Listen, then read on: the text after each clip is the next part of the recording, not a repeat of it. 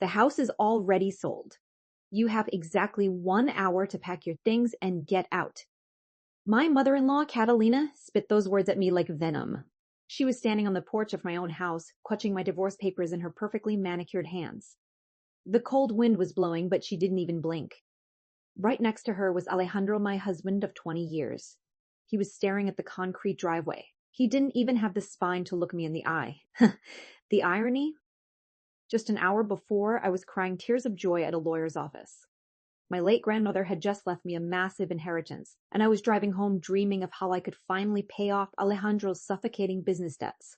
But instead, here he was, hiding behind his mommy, ready to throw me into the street. The movers are on their way, Catalina smiled coldly. Your things are already in boxes in the garage. Just sign the divorce papers, Sophia. Let's keep this civilized. I looked at the front yard. The wooden swing Alejandro built 10 years ago was gone. My potted plants were thrown away. This wasn't a sudden fight. They had been planning this betrayal for weeks, right behind my back, while I was spending sleepless nights at the hospital taking care of my dying grandmother. When were you going to tell me? I asked Alejandro directly, feeling a massive lump in my throat. He rubbed his forehead like I was just a minor annoyance. Sophia, please, don't make a scene. The house was in my name. The new owners are arriving any minute. Just leave. For years, Catalina treated me like cheap trash, and Alejandro always defended her. But that fake family piece was about to crash and burn. Suddenly, a massive bulletproof black SUV pulled up to the curb. Alejandro immediately adjusted his suit, trying to look like a powerful CEO. 2 men stepped out. The lead man was in his 60s, wearing a sharp dark suit. He walked with the terrifying confidence of a man who destroys empires for a living. Alejandro rushed forward, forcing a big smile. Mr. Mendoza, what a pleasure! We are just finishing vacating the property. The lawyer didn't shake his hand. He didn't even look at him. Instead, Mr. Mendoza walked right past my husband like he was a ghost and stopped directly in front of me. Mrs. Sophia, Mendoza said in a deep, booming voice, completely ignoring Catalina's shocked face. Your grandmother asked me to deliver this into your hands. He reached into his jacket and pulled out a thick envelope sealed with red wax. Alejandro frowned. Catalina stepped forward, losing her arrogant smirk. What is this? She demanded. If you open this envelope right now, Mendoza said, his voice dropping to a dangerous whisper, the sale of this property is legally frozen. Immediately. The air turned to lead. Nobody moved.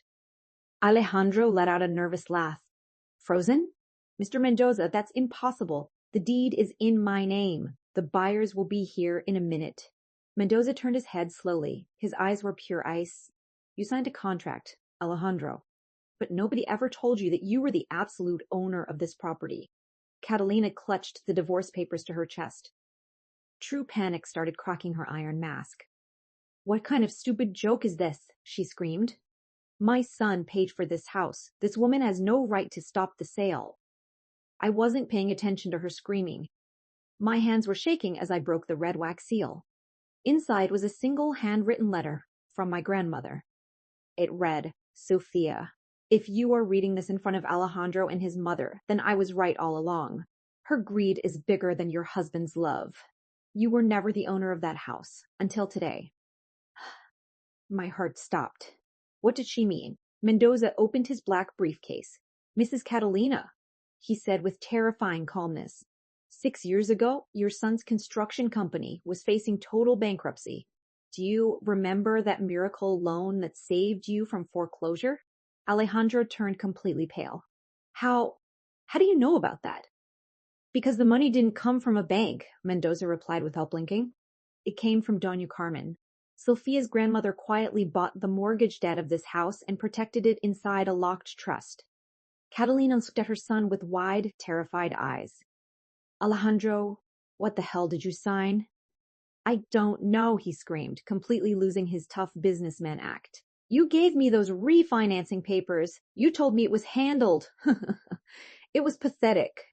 There they were, the brilliant mother and son duo who planned to leave me homeless, tripping headfirst into their own trap. They were so greedy, they didn't even read the contracts they signed. To sell this property legally, Mendoza adjusted his glasses. You need the signature of the majority title holder, and that is Mrs. Sophia. Alejandro looked like a cornered animal. You knew, he pointed a shaking finger at me.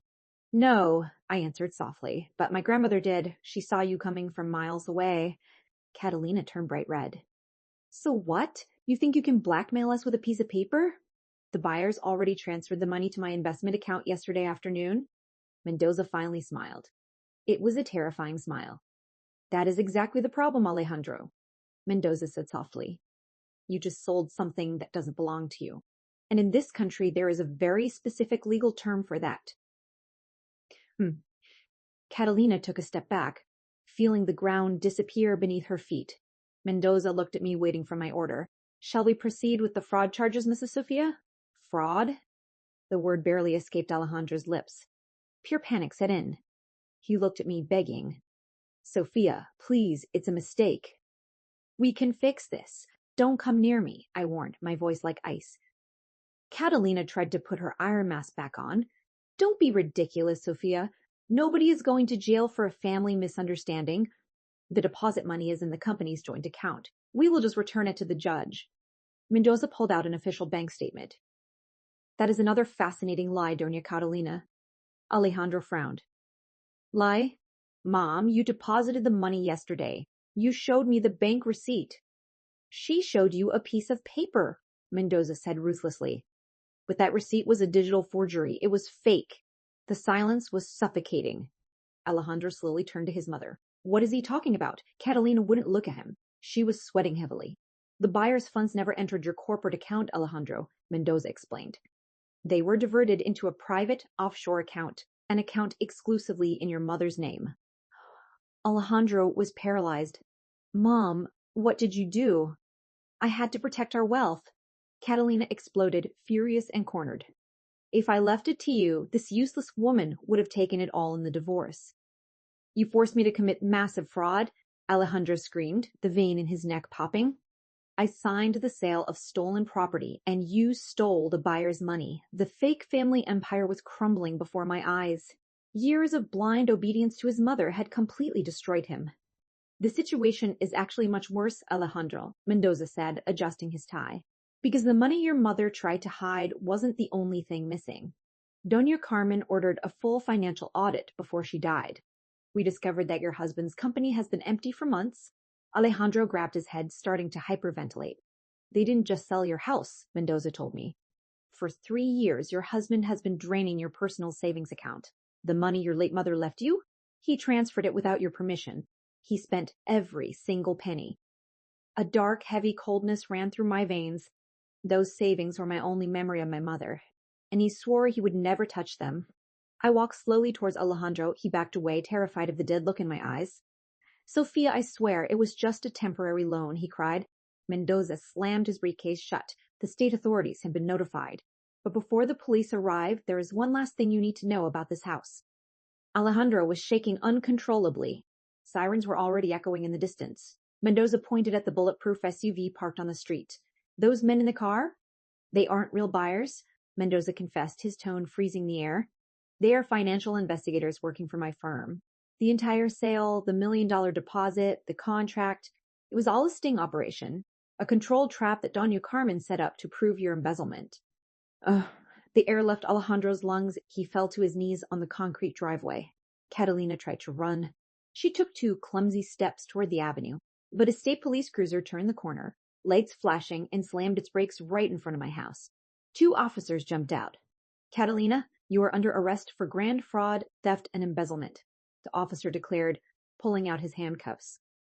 The great, untouchable society lady started crying like a scared child. They handcuffed her right there in the street in front of all the neighbors watching from their windows. Alejandro crawled across the concrete to my feet.